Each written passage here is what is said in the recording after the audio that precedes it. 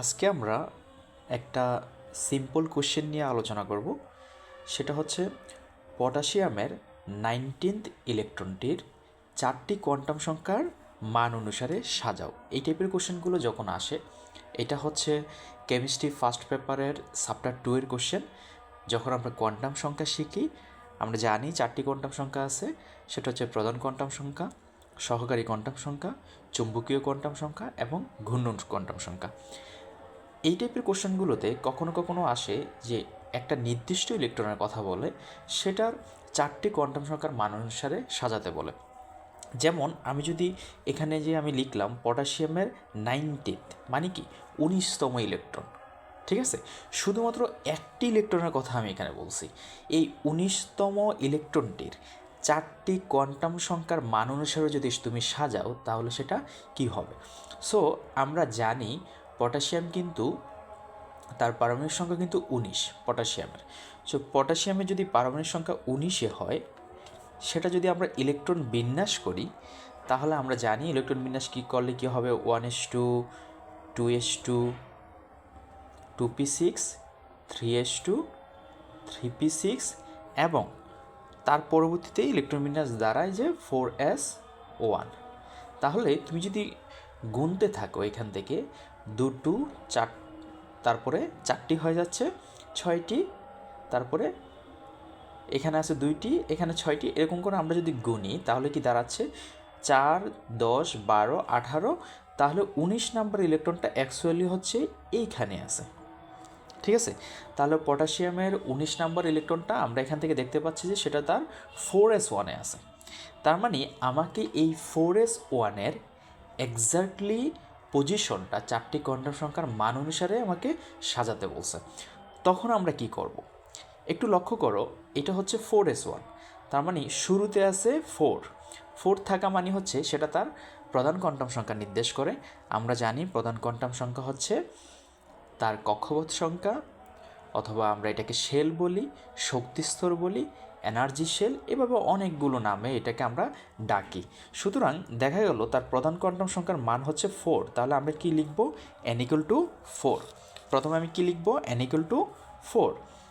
ওকে, তারপরে দেখো সেটা কি, সেটা হচ্ছে একটা এস অরবিটালে একটা ইলেকট্রন আছে, 4s1 এস অরবিটালে একটা ইলেকট্রন আছে। তার মানে এস অরবিটালের মান কত? 0। সেটা হচ্ছে এল এর মান, কারণ আমরা জানি সহকারী কোয়ান্টাম সংখ্যাগুলোই হচ্ছে অরবিটাল, ঠিক আছে? সহকারী কোয়ান্টাম সংখ্যার যে মানগুলো আছে সেগুলোই আমরা অরবিটালের মান বলি, অথবা উল্টো করে বললে অরবিটালে যে মানগুলো আছে সেগুলোই আসলে সহকারী কোয়ান্টাম সংখ্যার মান। তো যখন সহকারী কোয়ান্টাম সংখ্যার মান l=0 হয়, সেটা এস অরবিটাল হয়, ঠিক আছে? তার মানে আমরা যেহেতু এখানে 4s1 ইলেকট্রন আছে, এস অরবিটালে ইলেকট্রন আছে, সুতরাং আমরা l=0 লিখব। সুতরাং l যদি 0 লিখি, তাহলে ম্যাগনেটিক কোয়ান্টাম সংখ্যা মানে চুম্বকীয় কোয়ান্টাম সংখ্যার মানও 0 হয়ে যায়। তারপরে একটা জিনিস লক্ষ্য করো, প্রতিটা চুম্বকীয় কোয়ান্টাম সংখ্যার জন্য আমার 2টি করে ইলেকট্রন আসে, কারণ আমার 3 নম্বরে যেটা 4 নম্বরে যেটা আসবে সেটা হচ্ছে স্পিন বা ঘূর্ণন কোয়ান্টাম সংখ্যা। এই ঘূর্ণন কোয়ান্টাম সংখ্যা হচ্ছে চুম্বকীয় কোয়ান্টাম সংখ্যার উপর নির্ভরশীল। তাহলে চুম্বকীয় কোয়ান্টাম সংখ্যা যা হবে, তার ঘূর্ণন কোয়ান্টাম সংখ্যার মান সেটা ডাবল হবে, ঠিক আছে? মানে প্রতিটা 2টি করে, হ্যাঁ। এবং আমরা সবসময় জানি ইলেকট্রন হচ্ছে জোড়ায় জোড়ায় থাকে। তাহলে একটা যদি ডান দিকে ঘোরে, আর একটা ইলেকট্রন বাম দিকে ঘোরে, সুতরাং এম এর মান 0 মানে ইলেকট্রন কয়টা থাকতে পারবে? এসে 2টো থাকতে পারে, একটা ডান দিকে ঘুরবে আর একটা বাম দিকে ঘুরবে। কিন্তু তুমি এখানে লক্ষ্য করো, এখানে আমাকে বলছে 4s1, তার মানে ইলেকট্রন আমাকে একটার কথা বলছে।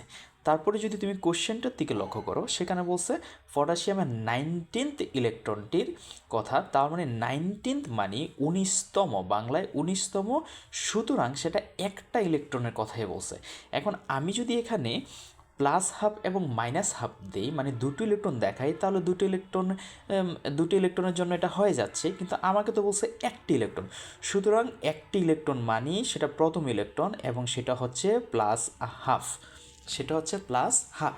প্রথম ইলেকট্রন বা যদি সিঙ্গেল ইলেকট্রন থাকে কোথাও, তাহলে সেটা সবসময় প্লাস হবে, কারণ ইলেকট্রনগুলো, সিঙ্গেল ইলেকট্রনগুলো কখনো বাম দিকে ঘোরে না, তারা সর্বদা ডান দিকে ঘোরে। তাহলে আমাদের এখানে 4টি কোয়ান্টাম সংখ্যার মান কি দাঁড়ালো? n=4, l=0, M equal to 0 এবং S equal to plus half.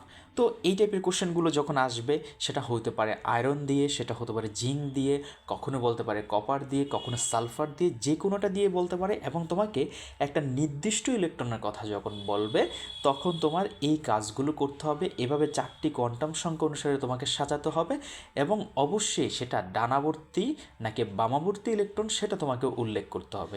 ঠিক আছে।